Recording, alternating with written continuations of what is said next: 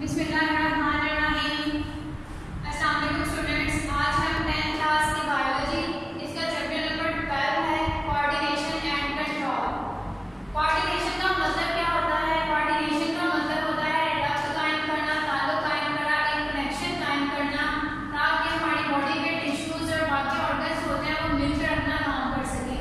अगर हम कहते हैं कि कोई ऑर्गेनिज्म जो है वो अपना काम करता है, अपनी जगह चेंज करता है, हरकत करता है, तो वो सारी चीजें जो होती हैं वो इंडिपेंडेंटली नहीं होती, बल्कि हमारी बॉडी के जो टिश्यूज होते हैं और जो ऑर्गन्स होते हैं उनको मिलकर आपस में काम करना पड़ता है और उसी को हम कोऑर्डिनेशन कहते हैं कि वो सारे मिलकर काम करते हैं, जिसकी वजह से हमारी बॉडीज होती है वो बहुत से फंक्शंस परफॉर्म करने के काबिल होती है। जस्ट आप छोटी सी एग्जांपल ले लें कि आपने सीढ़ियाँ चढ़ना है। अब आपने सीढ़ियाँ चढ़ना है तो आपकी बॉडी के एट टाइम 2 से 3 सिस्टम जो है वो इन्वॉल्व होंगे। सीढ़ियाँ चढ़ने के दौरान क्या चेंजेस आती हैं बॉडी में? एक तो आपकी हार्ट बीट तेज होती है, दूसरा आपका रेस्पिरेटरी रेट जो है वो तेज होता है, देन आपकी लेग्स होती है उनके मसल्स काम करते हैं तो आप मूवमेंट करने के काबिल होते हैं। तो जस्ट एक आपने सीढ़ियाँ चढ़ना है, ये एक्सरसाइज करनी है, उसके लिए आपके एक ही वक्त पे रेस्पिरेटरी सिस्टम भी इन्वॉल्व है, सर्कुलेटरी सिस्टम भी इन्वॉल्व होता है और मस्कुलर सिस्टम भी इन्वॉल्व होता है। तो मिलके ये सारे सिस्टम जब काम करते हैं तो आप इस काबिल होते हो कि आप एक्सरसाइज कर सको या सीढ़ियाँ चढ़ सको। तो इसी को कोऑर्डिनेशन कहते हैं कि हमारी बॉडी के डिफरेंट ऑर्गन्स और सिस्टम्स होते हैं वो कोऑर्डिनेटर होते हैं, वो मिलकर रक्त में काम करते हैं और हमारी पूरी बॉडी जो होती है इस तरह आपकी सरगर्मियाँ अंजाम देती है। आज का जो हमारा टॉपिक है स्टूडेंट्स वो है ईयर का। रिसेप्टर्स इन ह्यूमन या इंसानों में रिसेप्टर्स में सबसे पहले आपने आइज का स्ट्रक्चर पढ़ा था, उसका फंक्शन क्या होता है, उसके कितने पार्ट्स होते हैं, पार्ट्स का आपने फंक्शन पढ़ा था, उसमें आपने शेप भी देखा था। आज का हमारा सेकंड रिसेप्टर है ईयर, यानी कि कान। कान जो होते हैं वो रिसेप्टर के तौर पर काम करते हैं। किस तरह रिसेप्टर के तौर पर काम करते हैं? सबसे पहले ईयर का फंक्शन देखते हैं, help in hearing and maintain the balance of body. कि इसका काम क्या होता है कान का? कि हमें सुनने की ताकत देता है, यानी कि हमारे सुनने की जो स्मार्ट की चीजें होती हैं, हम इर्द-गिर्द आवाज सुनते हैं, ये लेक्चर आपके सामने हो रहा है, आपको इसकी आवाज आ रही होगी, वो आवाज आपके कानों में किस वजह से आ रही है? आपके कानों में वो आवाज जो है वो इस ईयर का काम है कि वो आवाज को आपके दिमाग तक लेके जा रहा होता है। ईयर जो है इसी की वजह से मेरी आवाज जो है आप तक आ रही है, क्योंकि ये आवाज के लिए वॉइस के लिए एक रिसेप्टर के तौर पर काम करता है। ठीक है, सुनने की ताकत जो होती है ये भी हमारी उतनी ही अहम होती है जितनी कि हमारी चीजों को देखने की होती है।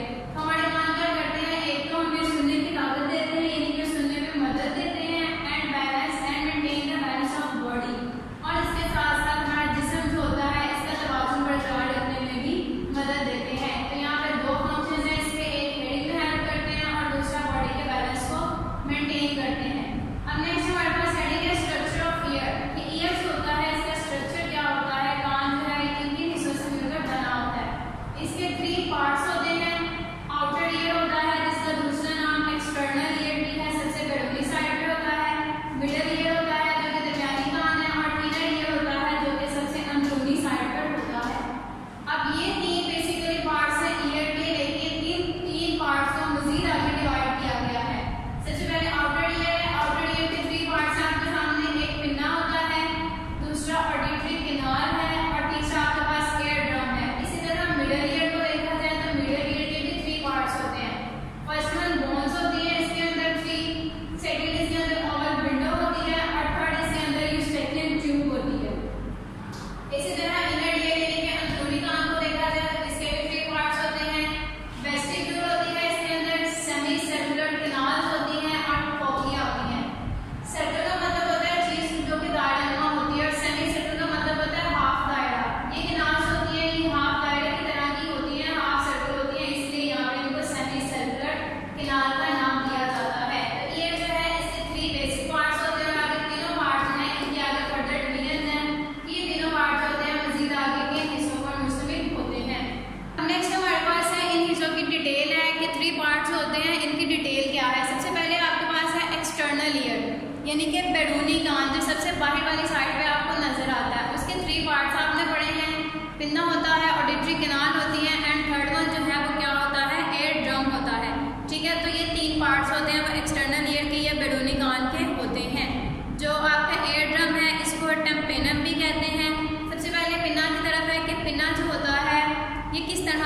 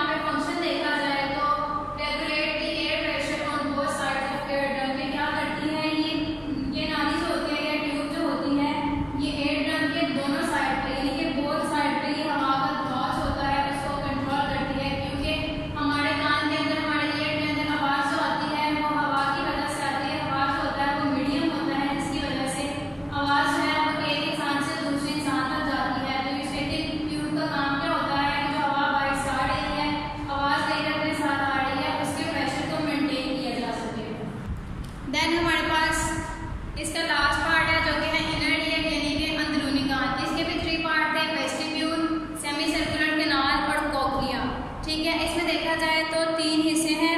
सबसे पहले आता है vestibule, present in centre of year. के वेस्टिब्यूल जो होता है ये अंदरूनी कान के बिल्कुल मरकज में मौजूद होता है। और वेस्टिब्यूल के अगर पिछली जानिब जाकर देखें तो तीन निस्फ दायरानुमा यानी कि सेमी सर्कुलर कैनाल्स होती हैं, निस्फ दायरानुमा नालियाँ होती हैं। ठीक है, इनमें निस्फ दायरानुमा नालियाँ जो होती हैं ये पोस्टीरियर टू वेस्टिब्यूल उसके पीछे की जानिब होती हैं। एंड देन कॉक्लिया हमारे पास आता है। कॉक्लिया जो है वो इनर ईयर का लास्ट पार्ट होता है और ये ईयर का सबसे इम्पोर्टेंट पार्ट होता है। मेड अप ऑफ 3 डक्ट्स, ये 3 नालियों पर मुश्तमिल होता है, यानी कि 3 नालियाँ जो है वो आपस में मिलती हैं तो कॉक्लिया बनता है। ठीक है, ये 3 नालियाँ जो होती हैं ये अपने ऊपर लिपट कर एक बंदर नाली बनाती हैं, यानी कि कॉन्वोल्यूटेड ट्यूब बना देती हैं। और sound receptor cells are present in it, आवाज़ के जो रिसेप्टर सेल्स होते हैं वो कॉक्लिया की दरमियानी नाली के अंदर मौजूद होते हैं, यानी कि एंड पे कॉक्लिया में साउंड जाती है, फिर उसको ब्रेन में भेजा जाता है। वहाँ से मैसेज ब्रेन जो है वो कनेक्ट करता है कि जो हमें आवाज़ आ रही है उसकी वर्डिंग क्या है। तो यहाँ पे आपने अभी तक ईयर के 3 पार्ट्स पढ़े हैं, जिनमें आपने आउटर ईयर या एक्सटर्नल ईयर पढ़ा था। उसके आगे 3 पार्ट्स देखे थे, उसमें पिन्ना, ऑडिटरी कैनाल और एयर ड्रम था। देन आपने मिडल ईयर पढ़ा, उसके भी 3 पार्ट्स थे। पहले इसमें 3 बोन्स होती है, फिर ओवल विंडो होती है, फिर यूस्टेकियन ट्यूब होती है। और देन ये इनर ईयर जो है इसके भी 3 पार्ट्स हैं। आपके पास वेस्टिब्यूल होती है, सेमी सर्कुलर कैनाल्स होती हैं, एंड देन हमारे पास कॉक्लिया होती है। देन हमारे पास हेडिंग है, प्रोसेस ऑफ हेडिंग, यानी कि सुनने का अमल जो है वो कान में किस तरह से पैदा होता है। अब जितने भी आपने ईयर के पार्ट्स पढ़े हैं उन सबको आपने सबसे पहले अपने माइंड में रिकॉल करना है कि वो पार्ट्स जो आपने पढ़े हैं वो कौन कौन से हैं। अगर आपको पार्ट्स के नाम याद है तो आपको प्रोसेस ऑफ हेडिंग जो है आपके लिए बहुत ईजी हो जाएगा। सबसे पहले क्या होता है, एक्सटर्नल ईयर में आपने पढ़ा था कान का बैरूनी हिस्सा होता है जो कि पिन्ना होता है। बैरूनी कान का हिस्सा पिन्ना जो होता है उसका काम क्या होता है, वो आवाज़ की लहरों को आगे ऑडिटरी कैनाल की तरफ फोकस करता है। ठीक है, बाहर से जो आवाज़ें आती हैं उनको फोकस करता है, करने के बाद उसको कहाँ पे भेज देता है, जो उससे अगला पार्ट होता है ऑडिटरी कैनाल का वो उसमें भेज देता है। आवाज़ की लहरें जो होती हैं फिर वो क्या करती हैं, ऑडिटरी कैनाल से वो एयरड्रम के पास जाती हैं, एयरड्रम से जाकर वो टकराती हैं, वहाँ पे स्ट्राइक करती हैं। जब एयरड्रम के साथ आवाज़ की लहरें टकराती हैं तो इसके अंदर प्रोड्यूस वाइब्रेशन, जो इसके अंदर खड़खड़ाहट पैदा होते हैं, यानी कि इसके अंदर वाइब्रेशंस पैदा होना शुरू हो जाती हैं। फिर एयरड्रम के अंदर ये जो वाइब्रेशंस होती हैं ये आगे वाइब्रेशन स्ट्राइक्स मिडल ईयर, ये वाइब्रेशंस होती हैं फिर वो मिडल ईयर के पास आती हैं। मिडल ईयर में जाके उसकी जो 3 बोन्स होती हैं जिसमें आपने मैलस, इंगस और स्टेपिस पढ़ा है उसके पास जाती हैं। एयरड्रम से दरमियानी कान में आने के बाद बड़ी बोन्स के पास जाती हैं। सबसे पहले मैलस के पास जाती है, फिर इंगस के पास जाती हैं और फिर स्टेपिस होती है उसको जाके वाइब्रेट करती हैं, यानी कि उसके अंदर वाइब्रेशन पैदा करती हैं। स्टेपिस के बाद ये वाइब्रेशंस होती हैं ये जाकर ओवल विंडो को हिट करती हैं, उसके साथ टकराती हैं। और फिर इसके बाद डक्ट ऑफ कॉक्लिया, उसके बाद ये क्या करती हैं, कॉक्लिया की डक्ट्स होती हैं। कॉक्लिया की डक्ट्स के अंदर फ्लूइड होता है। ठीक है, ये फ्लूइड से बड़ी हुई होती हैं, कॉक्लिया भी फ्लूइड से बड़ी बनाने तक बाद में आवाज़ होती है वो ओवल विंडो से चली जाती है। जब आवाज़ यहाँ पे जाती है तो कॉक्लिया में मौजूद जो फ्लूइड होता है या माया होता है वो हरकत में आ जाता है, और इसके हरकत में आने की वजह से रिसेप्टर्स होते हैं वो स्टिमुलेट हो जाते हैं, वो तकनीक में आ जाते हैं, वो अपना काम करना शुरू कर देते हैं। और इन रिसेप्टर्स के स्टिमुलेशन की वजह से फिर नर्व इम्पल्स जो होती है वो जनरेट होती है। ठीक है, फिर ये नर्व इम्पल्स होती है ये ब्रेन की तरफ जाती है और फिर इससे प्रोसेस ऑफ हेडिंग या सुनने का अमल जो है वो पैदा होता है। तो जो भी आपको आवाज़ सुनाई देती है वो आवाज़ जो है वो आपके कान के इन तमाम हिस्सों से गुजरती है। इन तमाम हिस्सों से गुजरने के बाद वो ब्रेन में जाती है। ब्रेन जो होता है फिर उस आवाज़ को इंटरप्रेट करता है कि जो आपको साउंड आ रही है वो किस तरह की होती है। तो ये पूरा का प्रोसेस ऑफ हेडिंग, आवाज़ जो है उसके पैदा होने का या उसके सुनने का अमल क्या होता है। देन हमारे पास नेक्स्ट हेडिंग है, years maintain the balance of body. के कान जो होते हैं वो जिस्म का तवाज़ुन किस तरह से कायम करते हैं और कौन कौन से ईयर के पार्ट होते हैं जो कि इसमें हेल्प करते हैं। Semi circular canals and vestibule maintain the balance of body. के सेमी सर्कुलर कैनाल्स और वेस्टिब्यूल जो कि आपने इनर ईयर में पढ़ी थी, ये दोनों पार्ट्स होते हैं, ये मिल के जिस्म का तवाज़ुन कायम करते हैं, यानी कि बॉडी का बैलेंस होता है इसको मेंटेन करते हैं। जो सेमी सर्कुलर कैनाल्स होती हैं इनमें ऐसी सेंसरी नर्व्स होती हैं जो कि सर के किसी भी हिस्से की हरकत को महसूस करती हैं। ठीक है, इनके पास रिसेप्टर्स होते हैं और हेड की मूवमेंट्स होती हैं, इनको फील करती हैं। और वेस्टिब्यूल जो होता है इसका काम क्या होता है, ये बॉडी के